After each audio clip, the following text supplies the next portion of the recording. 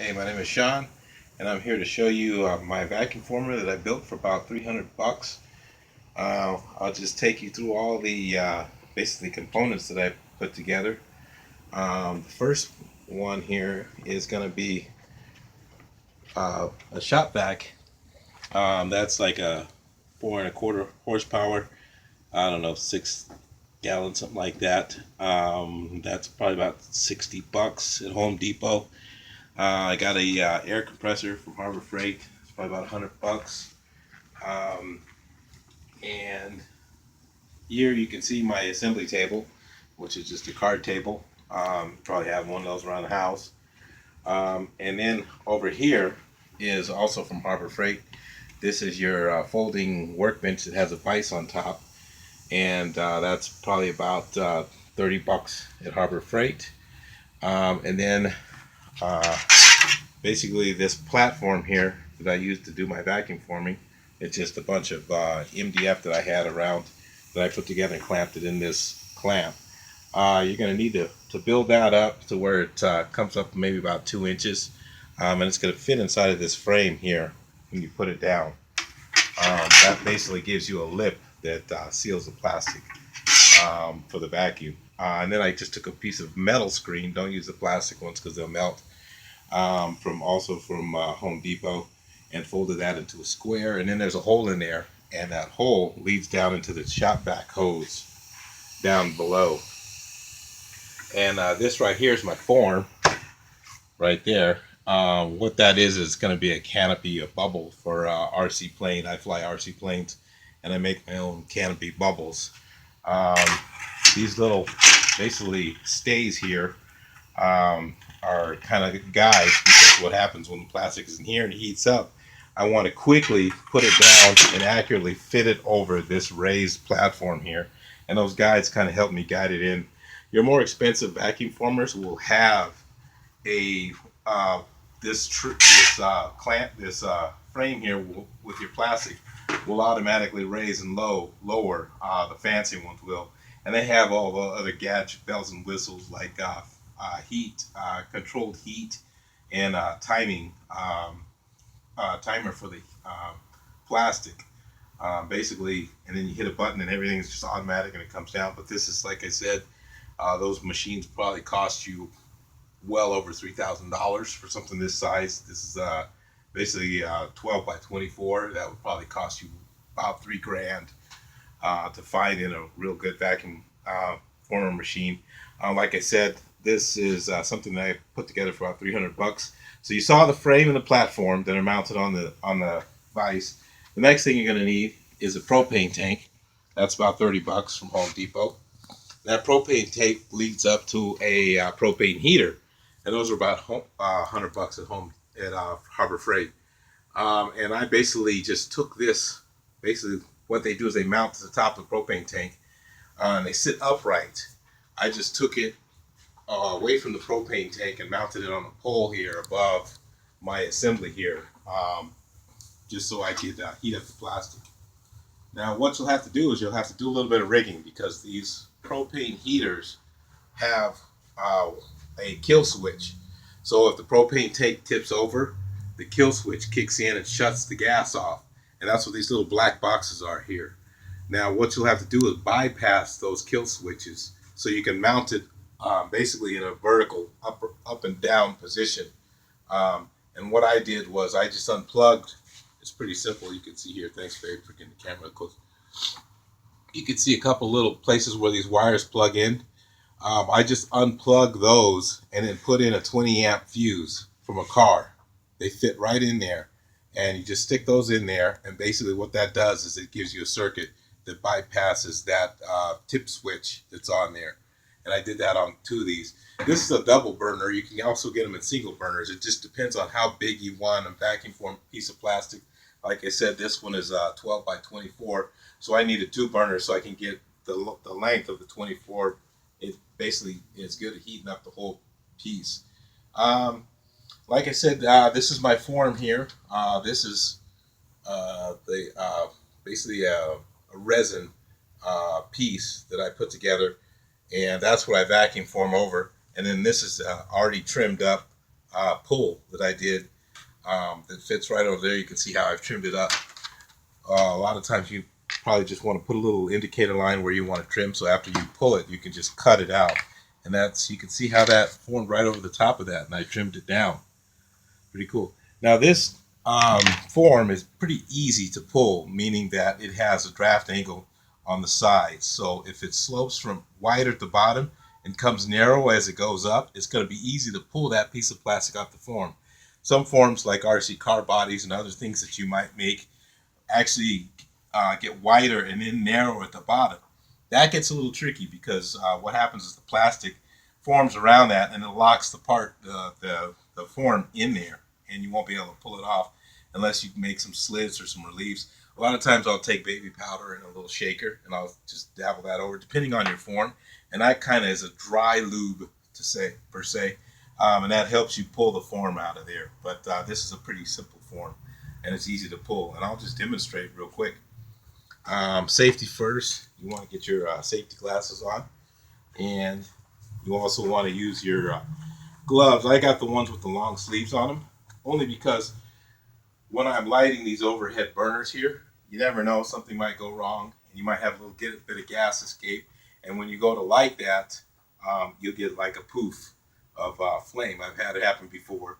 That's why the fire extinguishers here, that's also probably a good idea, is to have one of those close by and not have anything up above here, because these burners get hot and all the heat's going to rise. And like I said, a lot of times you'll have kind of like a little bit of an explosion, and that flame will come up around here. Hopefully not. And I'll show you how to prevent that too.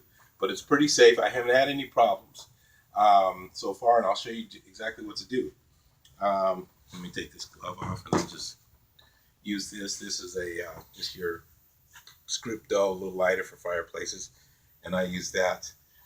Oh, you know what? Before I actually do that, what I want to do is take my frame and explain a little bit more about this. This frame is basically a painter's easel. You can go to any one of your local art stores, Aaron Brothers or something like that, and they have these easels that painters use, and it's just the wood frame, and you can buy them in any size you want. Like I said, you can customize this thing. You just want to have your base here the same size as the opening here, and when you put your frames together, whatever size they are, you put those, they come in 4 pieces, and you glue them together, or you could staple gun the corners and lock them in, and you need 2 of them, and they have to be hinged together. And on the back here is a little piano hinge that I use to hold them together. And on the sides, I've just got a metal handle here, basically so I can hold it. And then in here is like a 1/4-inch piece of weather stripping that you can also get at Home Depot. And then on the top, this metal thing that you see is aluminum heat shield, and that's what I put on there because this is really hot and I don't want to burn these wood frames, so I just put a little heat shield. It's just a piece of I don't know, it's 20 gauge aluminum or something like that with some spacers in between, so you want a little bit of air in between there, kind of a spacer, and I just put some screws. So it's kind of raised up off the wood, and the aluminum keeps the wood from burning. And then I put 4 screws in here in the front. And the reason why that is because you're going to end up clamping your plastic in between here, and you want something to hold it shut. So I put a couple screws here, and then I just attach an O-ring, and that's just like a quick clamp to hold it down. And what I'll do now is take the plastic. This is what it looks like before I form it. And this is just PETG. It's standard packaging. When you go in a toy store, you see those toys with window box. This is just the same stuff. It's 20 or 30 thousandths. I use 30 thousandths because it's a little bit deeper of a pull. And I'll just, like I said, cut this the same size as my frame. It's 12 by 24. And I'll put it in there with the weather stripping side down, and then hold it tight, and then put my O-rings on here. And that just clamps it down. Now I can take this and put it under the flame and heat it up. And like I said, I'll just use the gloves. I'll leave that one off because I need to light some of this stuff.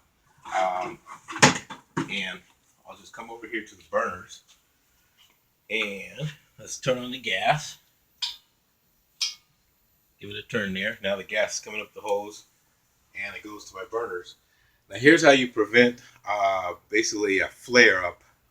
You'll take your lighter, make sure that that is lit first, okay?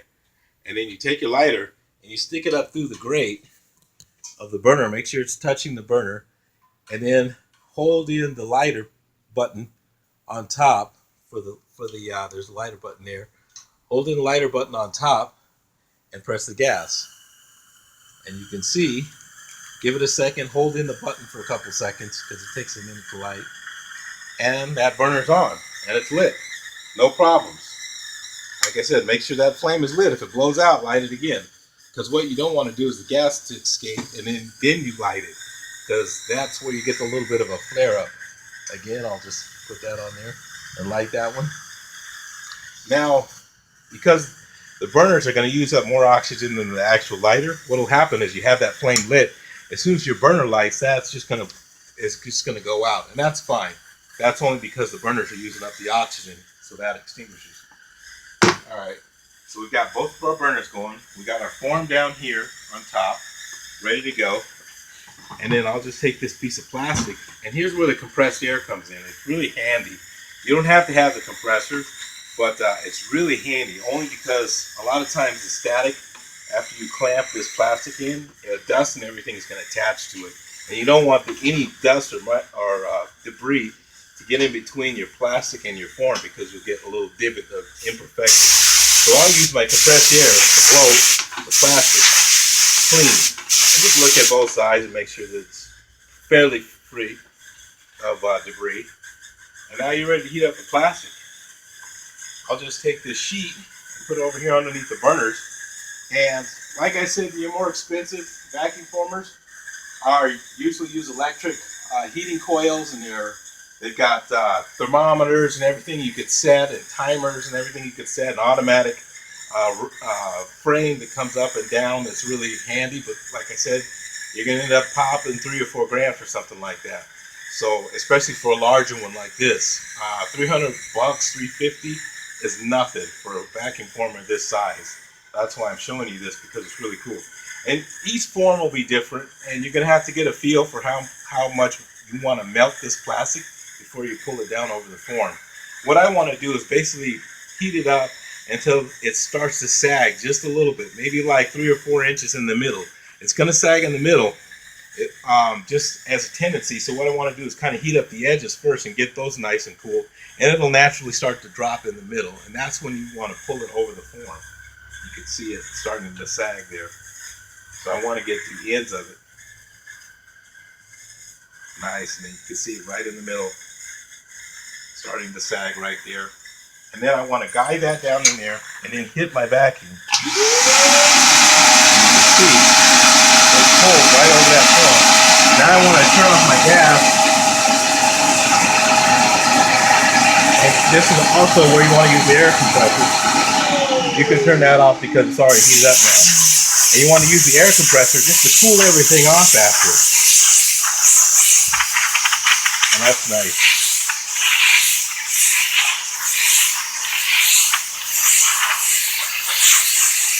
Get it all nice and cool the plastic off. You can also even use this to cool off the burners. Once they're off and you don't see any flame anymore, you can just cool everything off with that air. And one thing that I did miss was I've got a foot switch down here. Sorry about that. I had got my shop vac hooked up to that. So once I'm ready to pull it, so because my hands aren't free, I'm lowering the plastic, I need to use my foot. And that shop vac's hooked into this foot switch. You can also get it Harbor Freight for like $10-15. And you just hit that and it automatically does the vacuum for you because your hands aren't free. And now this is cooling off. You can hear it popping and clicking. That's basically the plastic contracting over the form. And I'll just take my gloves off here. Or maybe you might want to just leave them on because things are hot. And what I'll do is I'll just lift this up. And the form, in this case, like I said, it was an easy pull because it didn't have any undercuts. The form and the screen just dropped right off of there. A lot of times, also what I'll use my air for is if the form is locked in there, I'll blow the air between the plastic and the form, and that will actually pop it out too. That's if you have something that's really stuck in there. But this one was really easy, so that didn't happen. And then I'll just take my O-rings off of here.